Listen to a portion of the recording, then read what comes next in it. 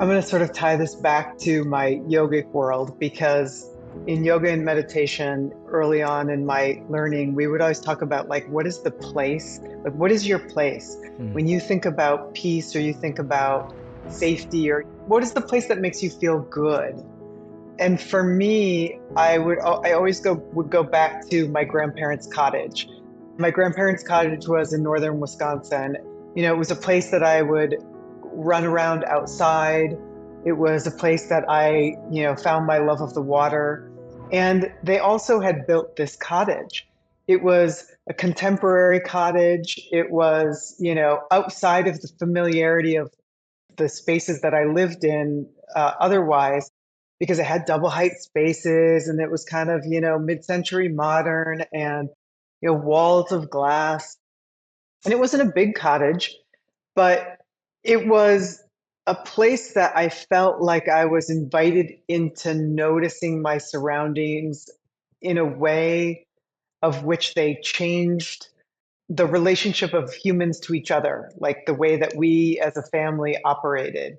I started to see the beauty of architecture at that point, and I started to see beauty in, I guess, life, beauty in relationship, beauty in nature, beauty in all of these things. Later, I'm going to kind of jump around a little bit, so hopefully this makes sense. When I went to grad school, I integrated some of those pieces into what was ultimately my thesis project, which happened to be a retreat center for wellness.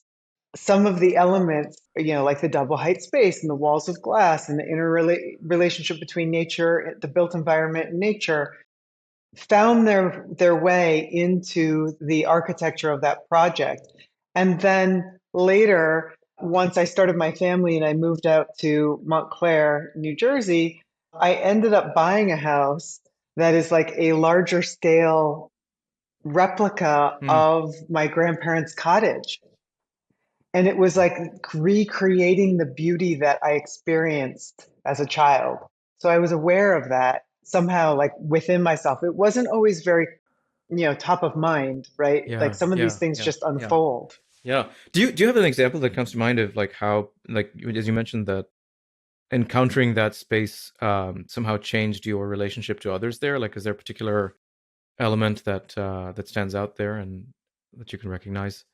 Yeah, I mean, the spaciousness of somehow double height space has the Mm, spaciousness to it.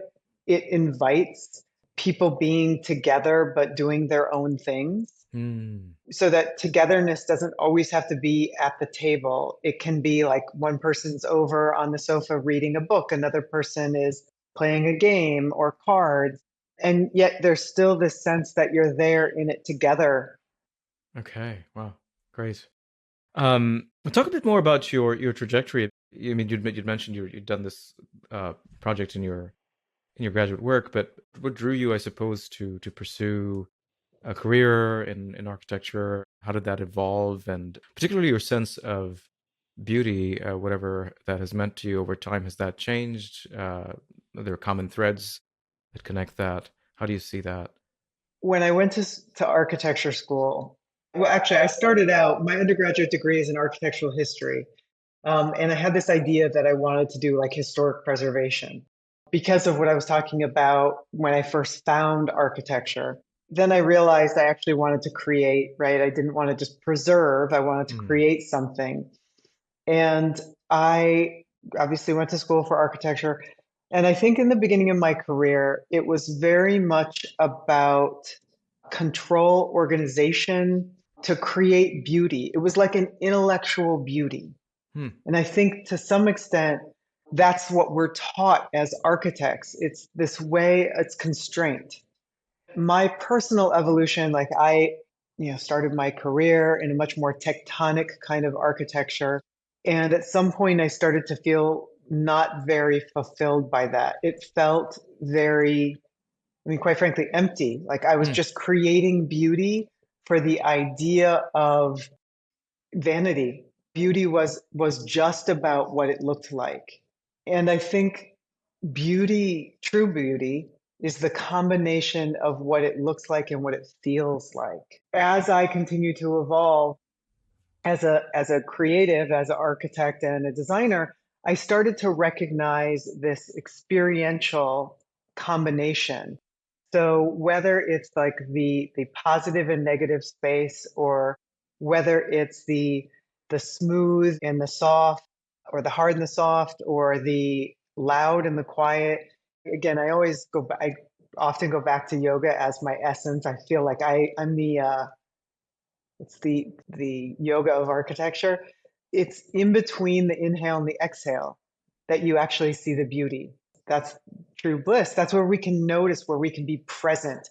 And beauty to me is that combination. It's that combination. It's when we're able to be aware of our surroundings. Sometimes for me, that can be, and actually I can look behind me in the screen even and say that, like, where you see the architectural detail of the past and the clean line of the current moment, it's that meeting point. It's between the Mm. inhale and the exhale. That's where the beauty lies.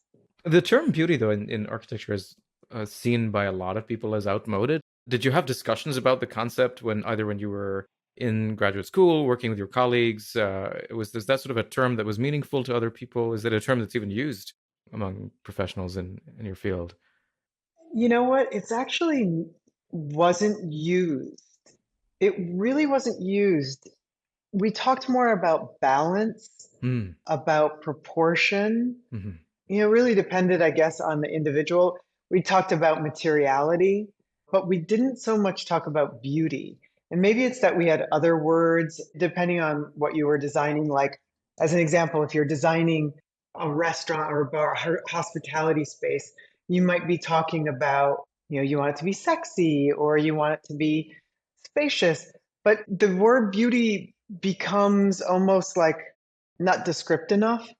Mm. Like, it's not, Mm. it's hard to define, right? I mean, that's what Right. we're talking about. It's hard to define, right? Hmm. And for everyone, Hmm. it means something different. And for me, I interpreted design as, and I ask clients this all the time, like, how you want it to feel. Because I came from architectural history, I would often kind of talk about, the energy of a building, again, like the energy that is in it, and how you create good energy. If you're building a new building, how do you create good energy? And if you're talking about an existing structure, how do you either retain the good energy, or if it's kind of been dissected, or I'll say disrespected over time, how do you open the energy back up so that, it feels spacious and joyful? But it's really, to me, it's about, like, how do you feel? How do you want to feel in the space? Yeah.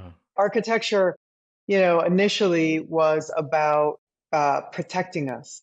It was like a base need. As architecture became something, more than that, it was about getting closer to God or nature, or however you interpret that word. And so to me, that's where the beauty came in. Yeah. Yeah. Well, talk more about spirituality and its role then in your evolution as an architect. And you mentioned yoga, but I mean, more generally, I'm curious to know how your own spiritual commitments and perspective has shaped the work you've done. To me, spirituality is very much about values and ethics. When I look at architecture and design, I want to infuse it with that. So truth, as an example, truth. I believe that when you have even small non-truths, they reside within you and they kind of fester. You might not be able to articulate that, but it doesn't feel good, right? If Mm, you mm. if you tell a non-truth. And in design, the beauty is the truth of the material. So I like to invite people into the recognition, for example, even if you're talking about a kitchen countertop, which is, of natural stone. And the truth is, this is real stone that took thousands of years to be created. The colors and the texture came from this energy that we have no control over. And so now it's our reverence for this material that is given back to us, or given to us as a gift. And so when we start to ritualize and revere that which surrounds us, there's a spiritual nature to it. There's a spiritual nature to living. There's a spiritual ritualistic quality to the experiences that we have with our built environment. And to me, that again goes back to beauty. Like that's the beauty Mm, of life, right? And then mhm, there's the other layer, which is about, I talked about nature and how nature, the collaboration of nature and the built environment, but also humanity. Like I often talk about, it's like the best way to say it is the community of individuals who come together in unity, in collaboration to create our built environment. And there's a honoring, there's a sustainability, there's a gift of not just their labor but their love in order to create the spaces that we are in. And to me, that's very spiritual. It's about humanity and how we're mm. interrelated. Right. Yeah, and I suppose I mean, you'd even mentioned, from your early experience of how you were able to recognize the effect of space in connecting us to each other, right, and shaping our relationship to each other and to nature. I think that's really is important. You'd also mentioned in your work how the design can lead to a sense of calm and it can shape our sense of well-being. How what have you found in your practice about the relationship between space and wellness? There's so many sort of small elements that I like to bring into a project. It's usually a connection with nature through large windows, through framed views out to maybe a tree or a specific mountainscape, or sometimes even your neighbor's garden. So it's definitely the connection between inside and outside. We spend 90% of our time inside, and this connection, like we are nature, so that's important. That's about our wellness. That starts to help our parasympathetic nervous system be activated, so that's where we start to feel more calm. Again, it's bringing in materials, as I was mentioning, with the countertops, expressing the wood in the grain of the wood.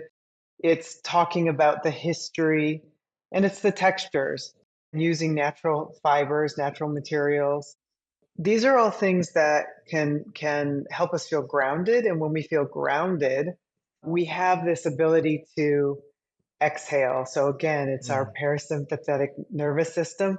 We begin, our shoulders relax, our mind starts to clear, and that's when we can truly enjoy our lives, when we can actually connect with others, when we can actually connect with ourselves. It's always about returning home, and we can see what we're grateful for. In design, there's this other piece of it, which is creating. I say a lot that if everything is beautiful, then nothing is beautiful. uh-huh. So it's like the overabundance can sometimes put us into this place where we actually can't see what is beautiful. So when I'm designing, maybe there is, a beautiful piece of art on the wall and the furniture is really simple, or Mm, maybe, there's a confined kind of lower ceiling kind of area that opens up into this expansive space, because it's that moment. It's like that transition moment where you're like, ah, it makes me think about, when the sun rises and you don't realize, you wake up and you look out the window and the sun is rising and you exclaim without even thinking, like, ah, that's beautiful. That's what yeah. we're trying to do in design. Right, right, right, right. Yeah, no, a lot of ideas came to my mind as you were talking. One of the things, I've been studying scientists for a long time now. A lot of them work in dark, dingy labs, and the effect on well-being, they're pretty aware, is pretty horrible. No access to natural light and green spaces and so on. Do you have any suggestions for people who are stuck in those sorts of environments about what can one do in terms of design when you really can't cut a window through a basement wall? But are there ways in which you can modify space in that sort of highly technological environment that could improve your sense of well-being? For sure. The first thing that comes to mind is art of sunsets, art of nature. I don't know why this popped up over the weekend, but my 15-year-old had asked for this little light for Christmas, and it was like, it looked like it was the sun. It's just like a little circle of light. And you can use things like this anywhere. Or I have another lamp in my house that looks like the moon, and when I turn that on, it's just soothing. So Mm. there's these little nodes or little hints towards nature that can be brought in, and just as a reminder that it exists. In a lab, obviously, you can't bring in plants and things like that. Like, that's what I think about, as Mm. another element that, at least in an office, really helps remind us. Again, in an office, I think about aroma, bringing in, Mm. essential oils. But again, in a lab, that's not really something that you can do. So there's kind of limitations. But so I think in a lab, I Mm. would focus on lighting and art, like little lighting that's not distracting to the work that one is Yeah. doing, but you just kind of look over. Funny enough, a couple weeks ago, an article popped up about there are all these really beautiful light fixtures out there in the world, and some of them are extraordinarily expensive. Something came up that IKEA has like these new light fixtures that are meant to evoke emotion, and they're mostly like knockoffs of very expensive fixtures. And they have this one that's just it looks like a moon. And it has a mirror and it kind of light slips out from the side. It really is peaceful. It does create a sense of calm just looking at it. So they're all over the place, and I think these are good ways to sort of remind us that there's world out there and help us kind of exhale. Beauty at Work is brought to you by Templeton Religion Trust. If you enjoyed this clip, go check out the full episode. And please take a moment to subscribe and leave us a review. It really helps get the word out about the show. Thanks, and see you next time.